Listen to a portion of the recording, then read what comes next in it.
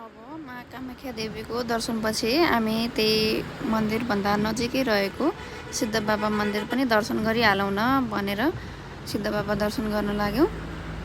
हामी अब road cross गर्दैछौँ। यो एकदम प्रसिद्ध मन्दिर सिद्ध बाबा मन्दिर हो। यो चाहिँ पाल्पा जाने बाटोमा पर्छ। अब हामी मन्दिर परिसरभित्र पसिसकेका छौँ। त्यसपछि हामी हिँड्दै हिँड्दै माथिसम्म जान लागेका छौँ।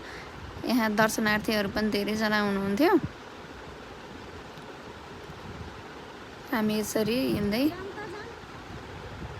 माथि जान लाग्यौँ। करिब 2 बज्न थालेको थियो होला त्यति बेला। भोक लागेर एकदम चक्कर लाग्ने जस्तो भइसकेको थियो। तर त्यही पनि मन्दिर भनेपछि चाहिँ त्यस्तो नहुँदो रहेछ क्या। अनि हामी चाहिँ बल्ल तल्ल माथिसम्म पुग्यौँ। यहाँनिर जाँदा चाहिँ हामीलाई मेन मन्दिर कुन हो भनेर हामीले पत्ता लगाउनै सकेनौँ कि। त्यहाँनिर एक ठाउँ एउटा प्रोग्राम हुँदैन लागेको रहेछ। जनै राख्ने प्रोग्राम होला सायद त्यो। अनि त्यहाँ हामीले सोधेर अनि माथितिर लाग्यौँ हामी।